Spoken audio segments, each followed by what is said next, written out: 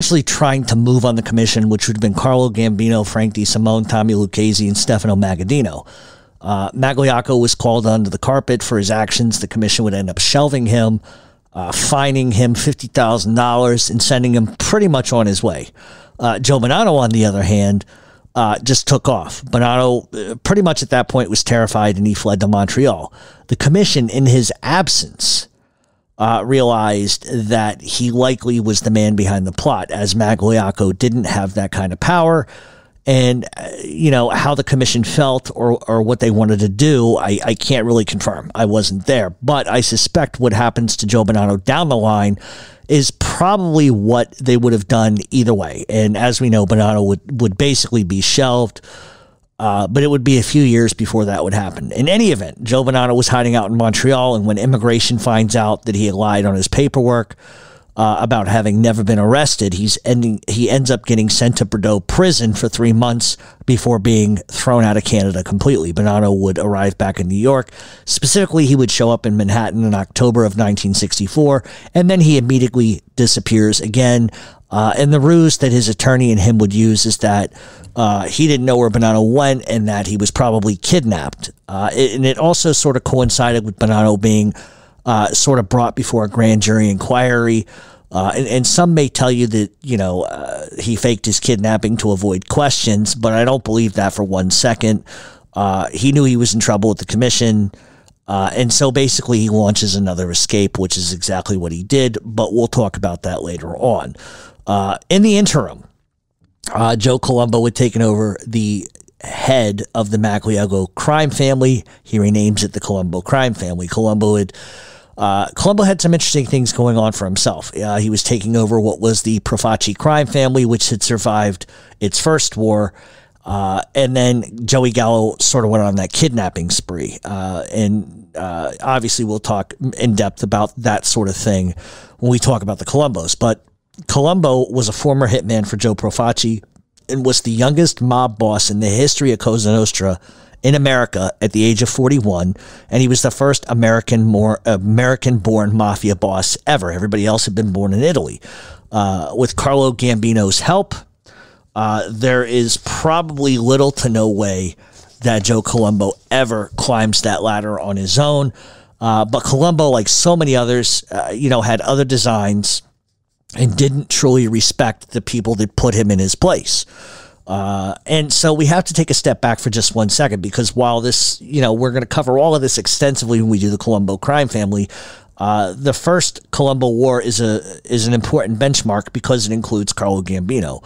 While we know that Joe Profaci was pretty much a penny pincher whose men were really not fond of him, he really put himself and his family in a situation with Joey Gallo and his brothers in that crew.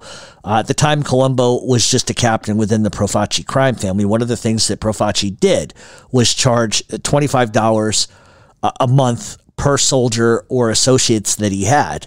Profaci, by the time, was already a multimillionaire, and the move sort of infuriated guys on the street. The next thing Profaci does, he goes after Frankie Shots out of Abitamarco, and he goes after his lucrative policy game. Abitamarco was pulling in $2.5 million a year, close to $7,000 a day.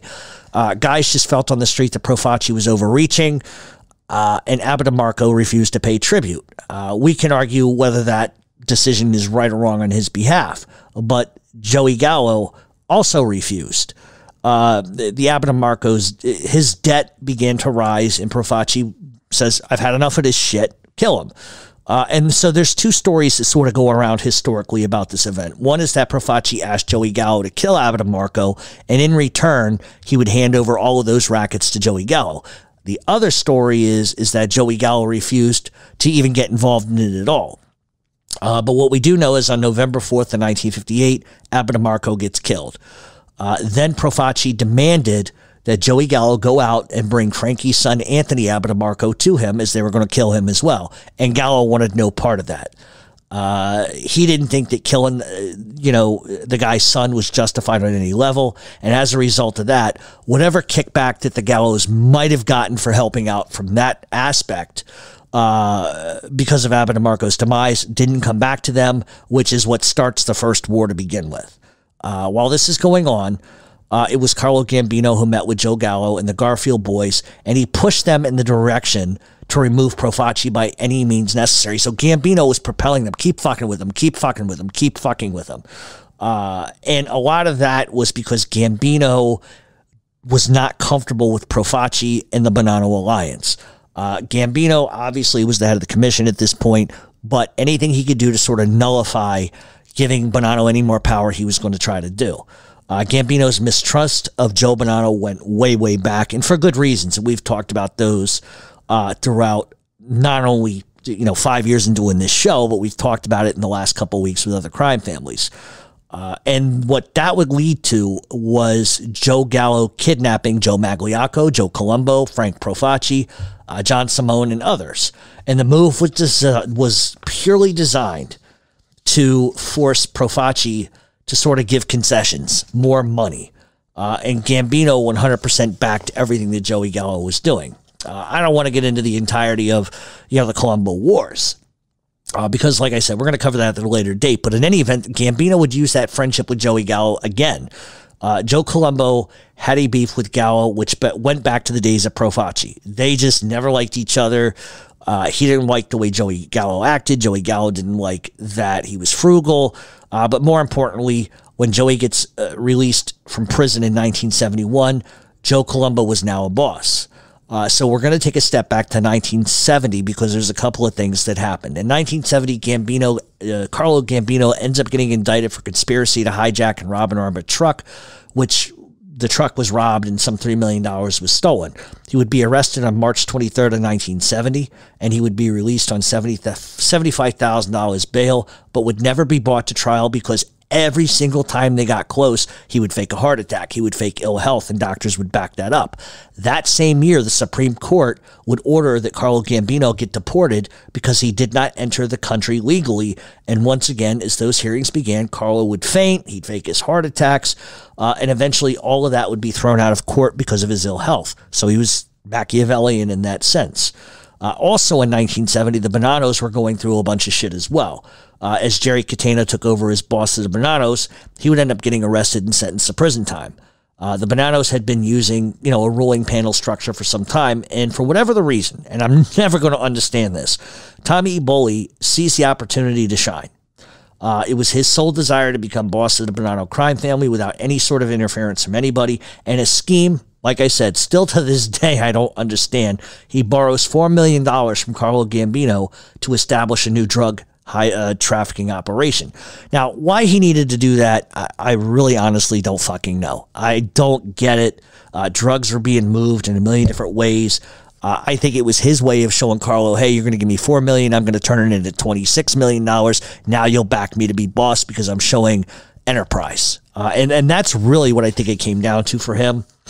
But there's a problem because almost as soon as he gets the money, he gets caught and arrested. So does everybody in his crew. Paul Castellano was sent to collect the money, but Tommy Eboli claimed he didn't have it yet.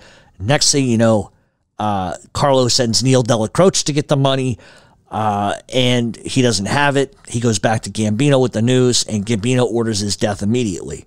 And, you got to give Gambino credit. He had some moxie. I mean, granted, Eboli owed money.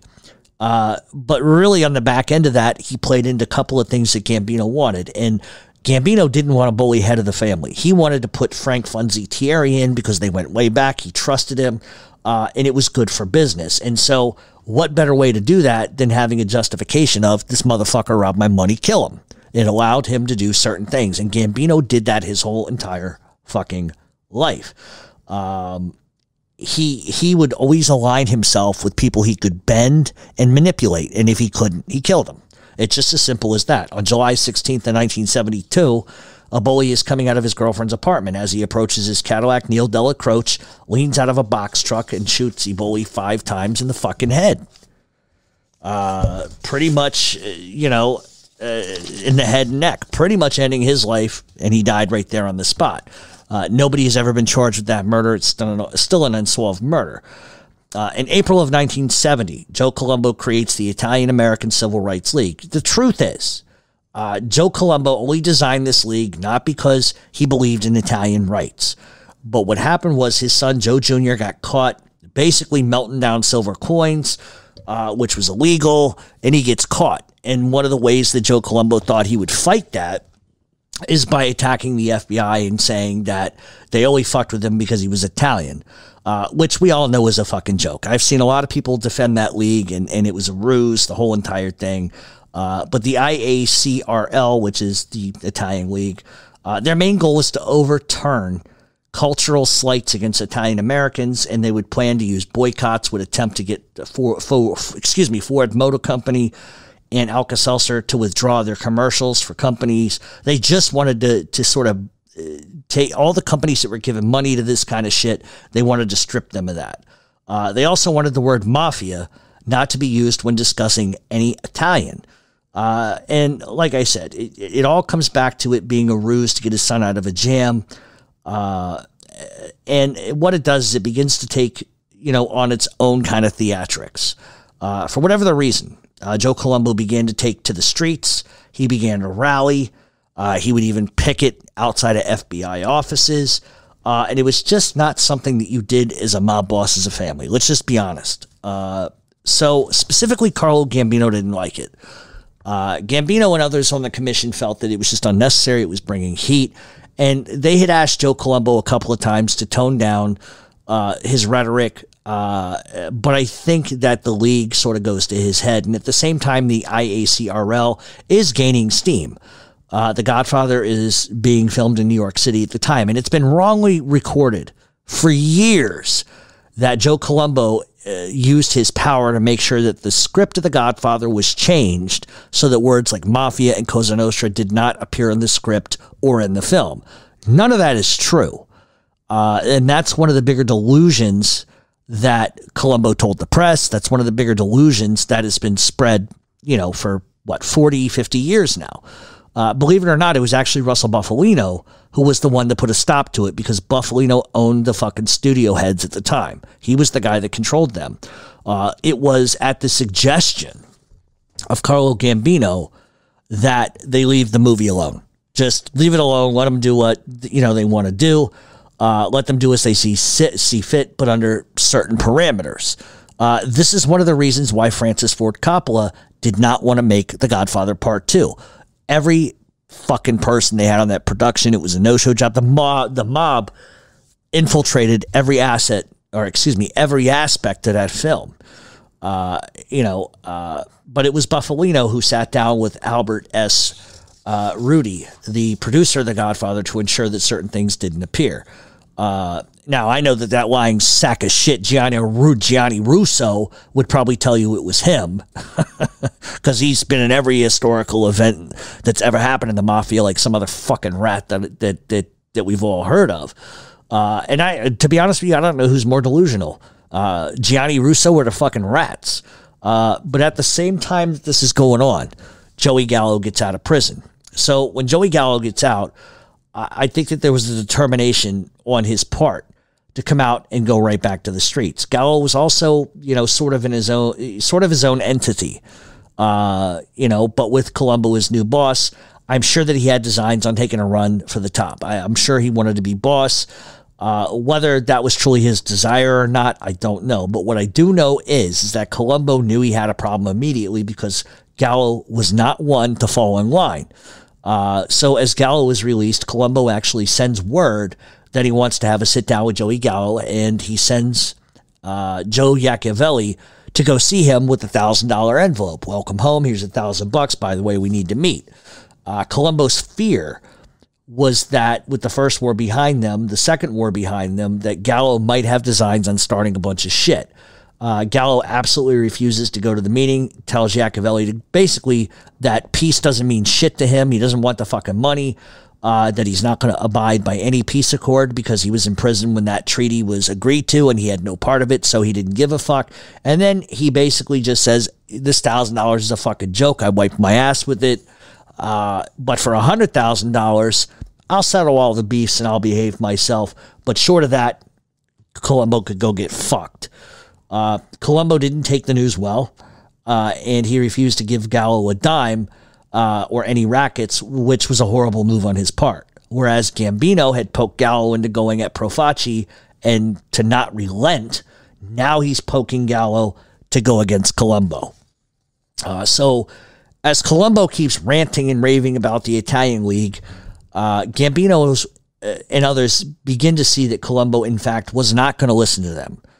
In one last effort, Gambino sent word to every crime family, all 5 families, that no member of the mafia or an associate was to speak about the league or attend any meetings or be seen at any rallies whatsoever.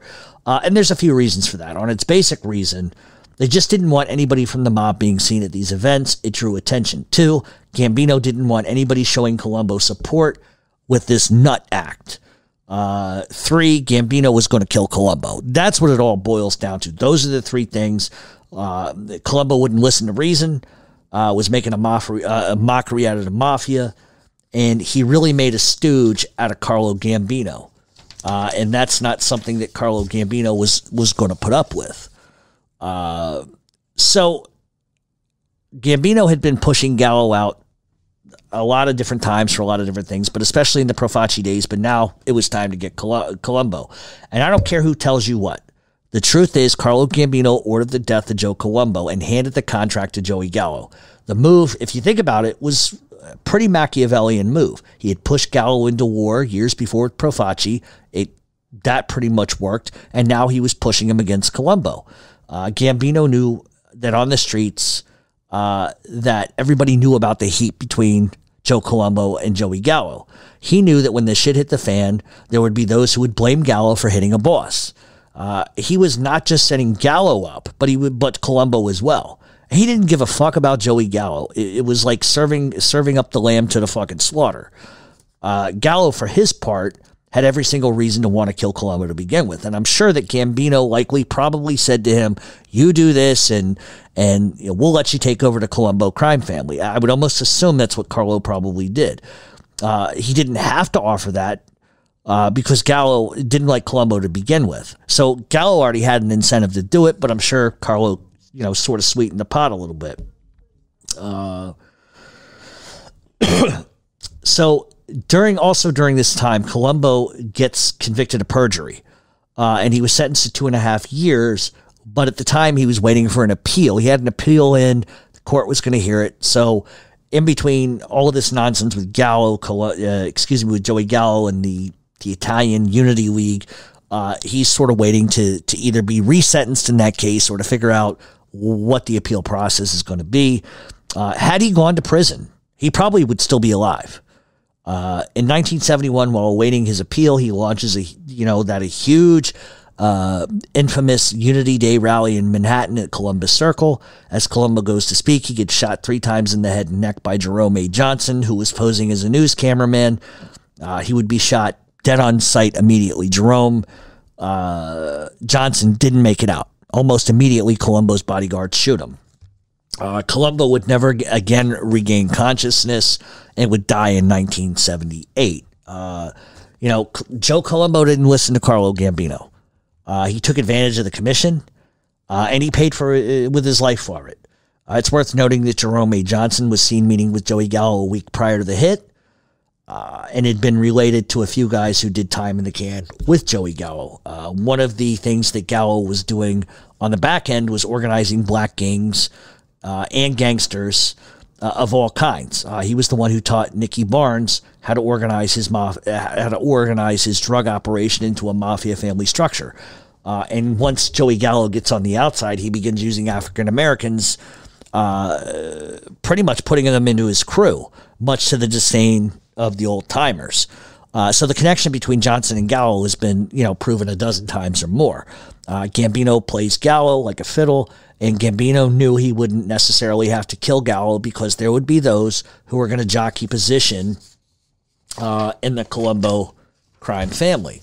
It's also worth noting that Johnson had been seen entering a Gambino-owned social club days prior.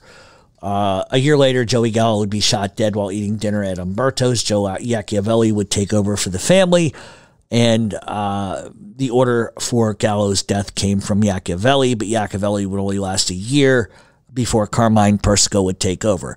I don't think that, and I know I just said that, but I don't think I think Joe Iacovelli was the guy who put it out within the family that it was going to happen. But I think ultimately it came down from the commission and Carlo Gambino. So here we go. We see Carlo Gambino sort of pulling the purse strings. So Neil Dellacroce and Gambino. Neil Dellacroce got his start, in the early days. He was born in New York City in 1914. He grew up in the Little Italy section of Manhattan. As a teenager, he originally began his life as a butcher, but because work became scarce, he would end up turning to a life of crime. He began his life as a petty thief and would join the Mangano crime family in the 1930s as a prolific hitman. In one case, he dressed up as a priest to whack somebody. I think he called himself Father Neil. He was also known to use body doubles in public to throw people off of hits. Dellacroce would become a member of Murder Incorporated and was the go-to guy when somebody needed to be killed. Dellacroce was especially close to Albert Anastasia, and in 1957, when Anastasia gets clipped, Dellacroce was a deadly high-earning captain within the family, and he's the one guy who Gambino feared might retaliate. Things would certainly calm down when Gambino names Dellacroce his underboss after he demotes Joe Biondo. Dellacroce was not just a gangster's gangster, but he was one of the first mob guys to really invest in gay nightclubs. Obviously, he did this on the West Side. In 1971, Dellacroce would be arrested and sentenced to 1 year in prison for contempt charges for refusing to answer questions at a grand jury hearing about organized crime. In May of 1972, he would be indicted for tax evasion, and those charges were brought about because Dellacroce put a stop to a labor issue, and the labor people, the Yankee Plastics Company, gave him $22,500 shares of stock, which was worth almost $125,000 in those days. So they paid him off for helping, and he didn't pay tax on that, and that's what he got in trouble for. In 1973, he would be convicted on that tax evasion and sentenced to 5 years in prison and a $15,000 fine.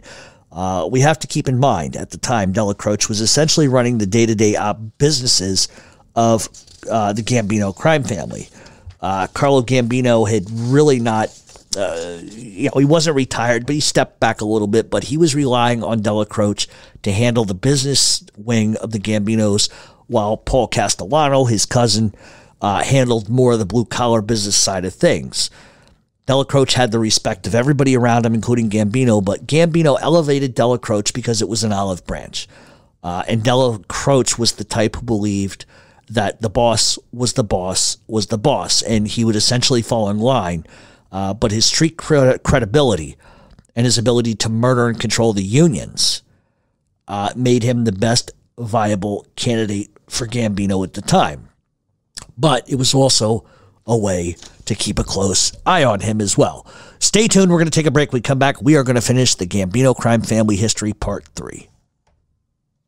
And welcome back to Mob Talk Radio. We are talking Part 3 of the Gambino Crime Family.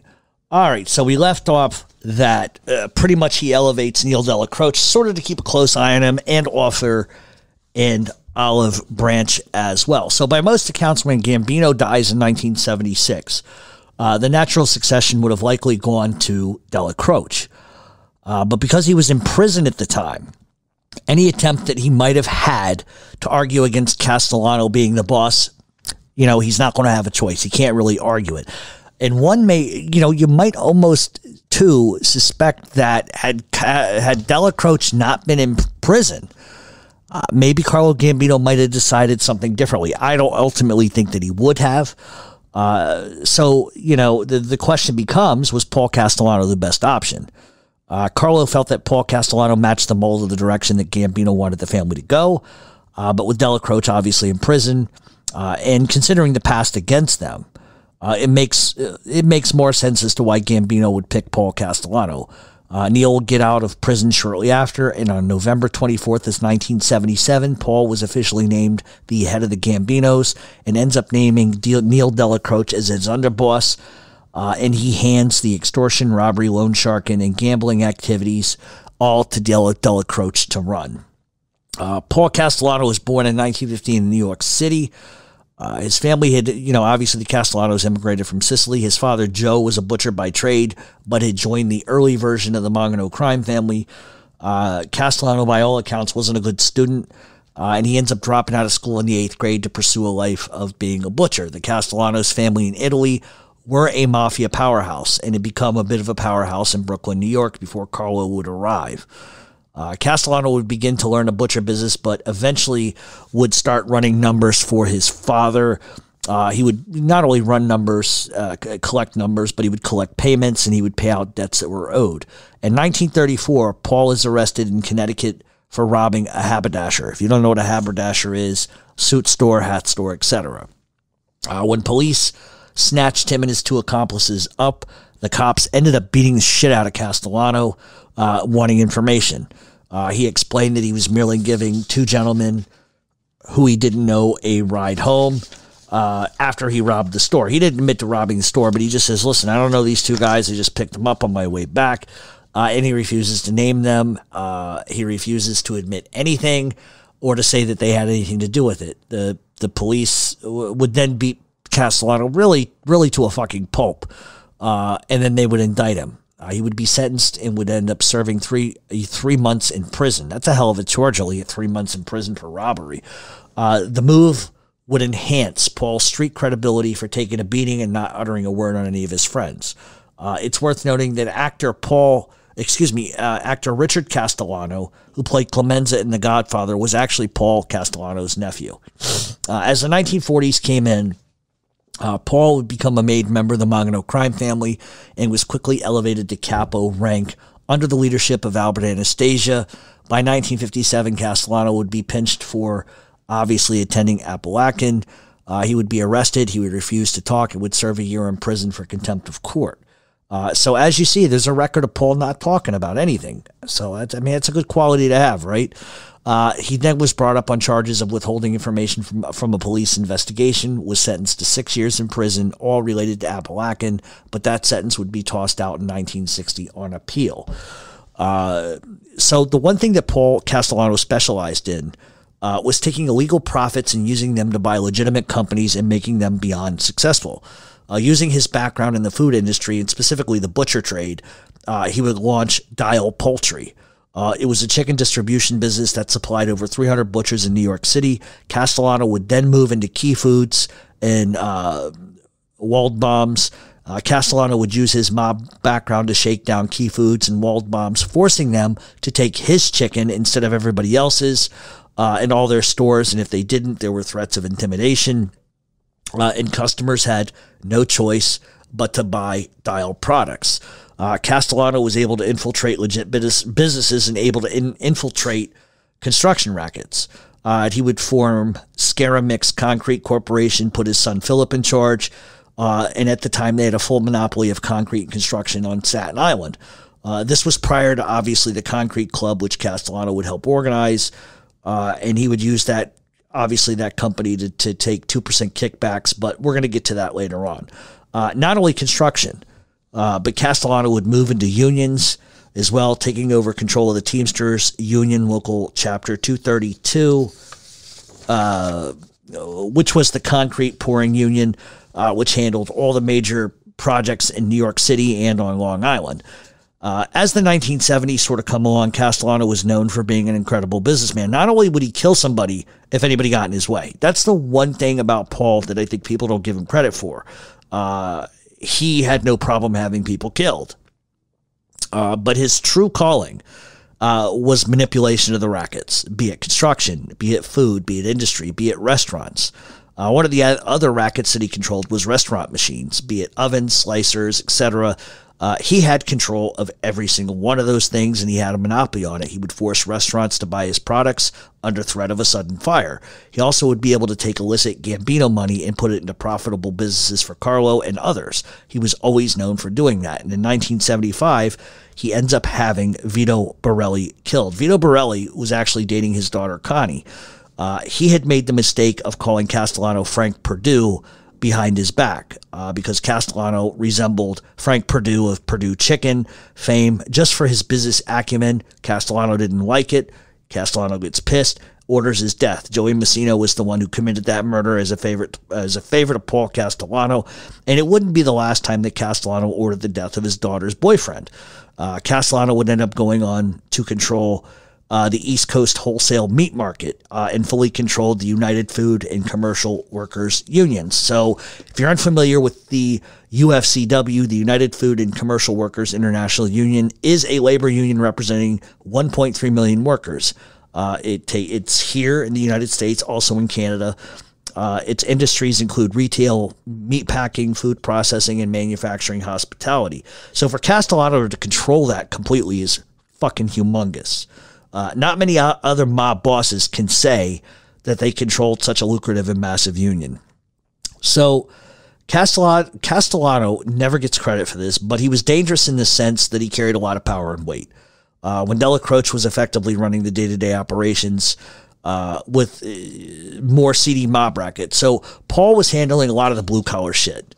And you know, we've talked about it before, and that was one of his bigger mistakes. But all of the get your hands dirty kind of shit was left with Neil Dela Croce to handle. And that left some discontentment amongst a bunch of people. So Castellano is making millions of dollars in illegal rackets, making millions of dollars in legal rackets through unionization and other things. Paul by trade was a racketeer, not a gangster. I think you'd be hard pressed. I mean, don't get me wrong. Paul had people killed. I mean, but gangster is as gangster does. And I just don't think, that I don't know. Maybe I'm wrong. Maybe Paul Castellano was a gangster, but he didn't have the panache that a gangster does. He was more of a business guy, in my opinion, but like I've said, and I will always say, but that didn't stop him from fucking killing people either. So when Carlo dies in 1976, Paul ends up getting named as boss. The move of Gambino naming Castellano as boss would fracture the Gambinos into essentially two rival factions. Why rival factions? The main reason was because the street faction of the Gambinos, who were under Dela Croce, they wanted a street guy to represent them. Maybe it's because they had dealt with Carlo and how he did things for years, and maybe they wanted a regime change completely. Many thought that Castellano was too much of a businessman rather than a street guy. And while those thoughts might have sort of been planted at that point, Castellano would prove very quickly that he was not the type to allow people to do what they wanted. Within a year of taking over as boss of the Gambino crime family, the murders begin. In 1978, Castellano orders the death of Nick Scabetta. Scabetta was an associate who was married to Sammy the Bull Gravano's sister. There has long been a few different stories surrounding Scabetta and why he was killed. The first is that Scabetta was a junkie. He was an alcoholic who consistently was getting into brawls in the streets, was disrespectful. At one point, he allegedly had called the daughter of Georgie DiCicco, who was a captain within that family, also the brother of Frankie DiCicco. He had called his daughter a cunt. According to law enforcement, Castellano wanted Scabetta dead for those actions and told Frankie DiCicco to inform Sammy Gravano that Nicky Scabetta has to be killed, and he's going to be killed. According to what Gravano has said throughout the years, that he was upset about it, and he actually threatened to kill Paul Castellano, but was eventually calmed down by Frankie DiCicco. That is, the on-the-record reason. However, there's another side to this that street guys talk about. And this is going to be interesting. People aren't going to like this, but Scabetta, okay, he drank too much. He did coke. He was a little bit reckless. But you have to understand that Scabetta's businesses were all tied to Sammy Gravano. It's also been said that Scabetta was not openly, but closeted homosexual, and that he and Sammy Gravano had a secret sexual relationship. A lot of people over the years have said that. I've heard it from multiple sources. And maybe the fact that Sammy Gravano keeps talking about cock every week on his fucking show, maybe that's a fucking indicator. But Gravano, from what I understand, from what street guys have said, is that he started to kind of worry that people were going to find out that him and Scabetta were bed buddies. And the thing is that everybody, if everybody kind of knew this anyway, then it shouldn't have been really a secret. And so there are also rumors that Scabetta didn't call Georgie DeChico's daughter a cunt, and that Sammy Gravano started that rumor to find a way to get Scabetta killed. First of all, Gravano doesn't want anybody to find out that they're banging each other. That's number one. Number two, he wanted Scabetta out of his businesses so he could take over.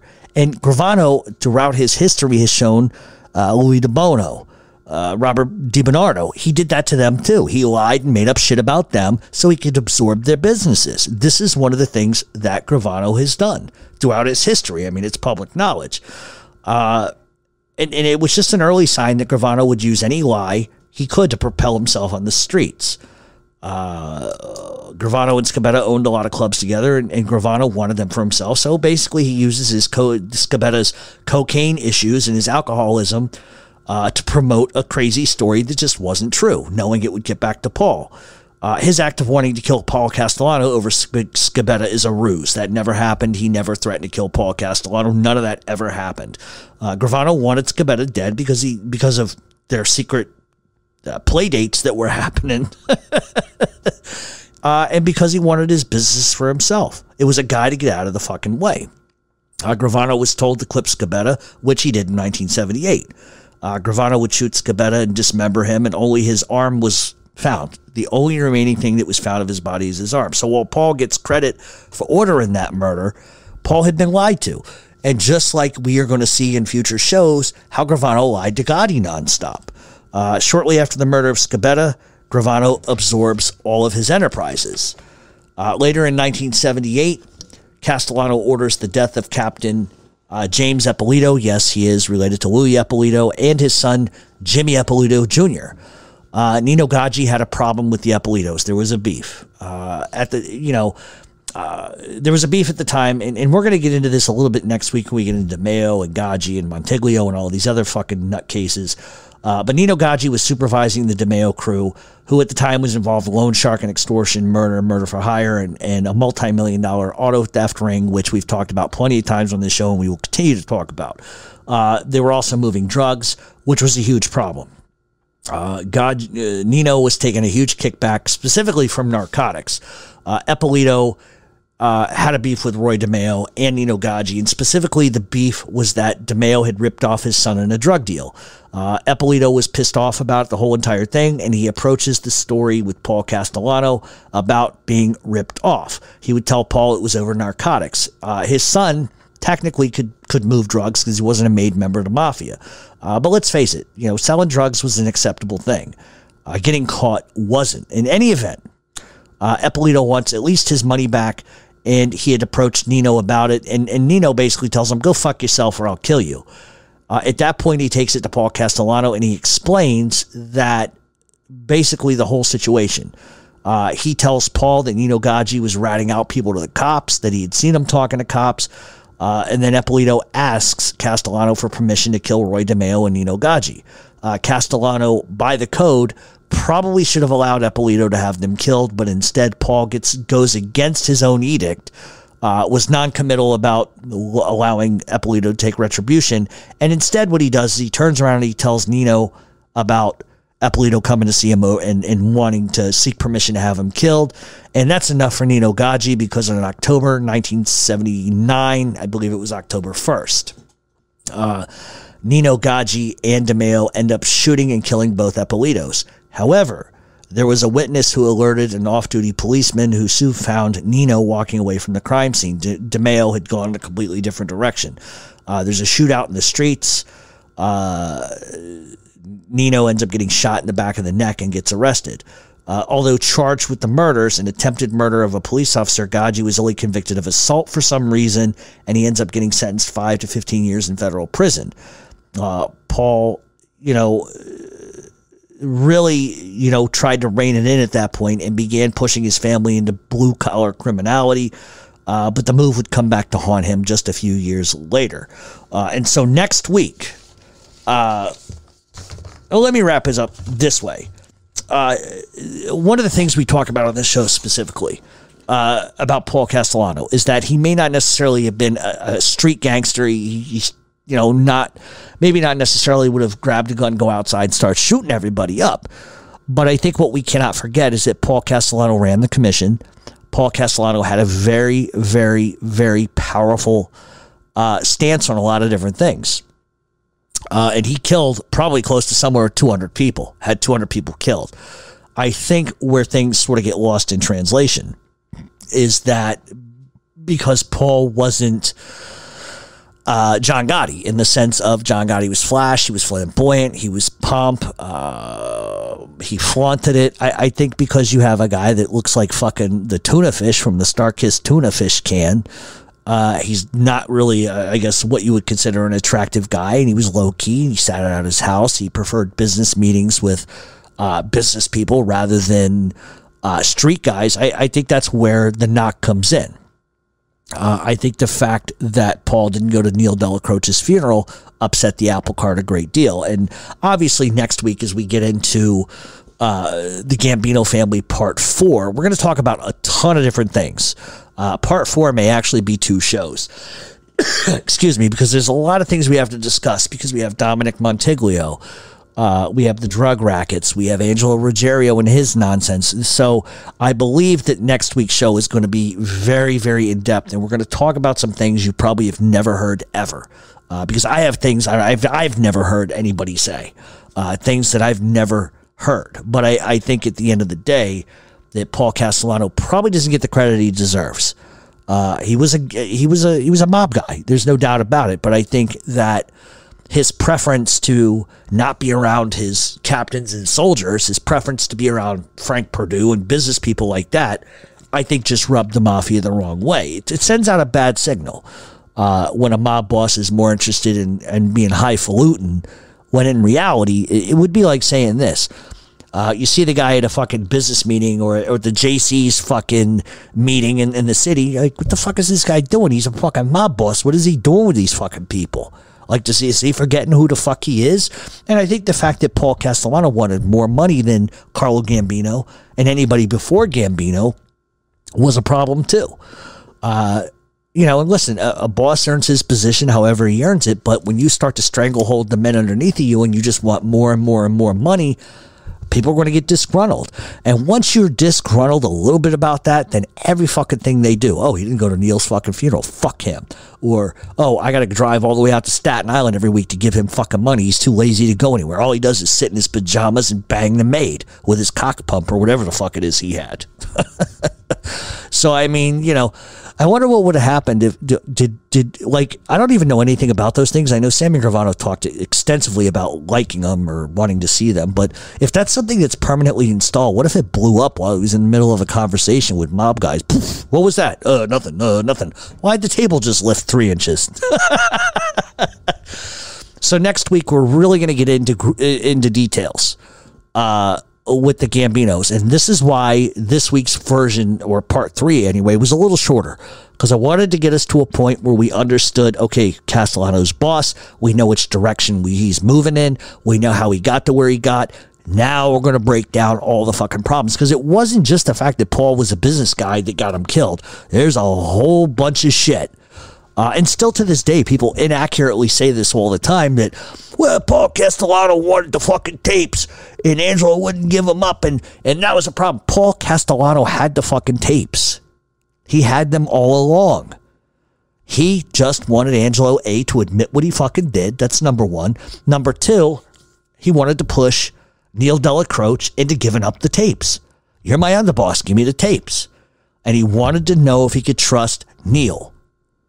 Because if Angelo admits it, they're going to kill him, which they should have done anyway. By all street standards and codes, Angelo Ruggiero should have been fucking killed.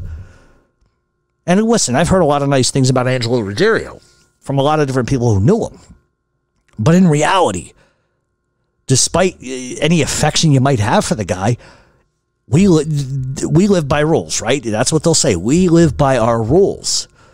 Vincent Gigante said it best. We don't break captains, we kill them. And that's the point. And one of the biggest things that we're going to have on the show, because I don't talk about John Gotti at all, really.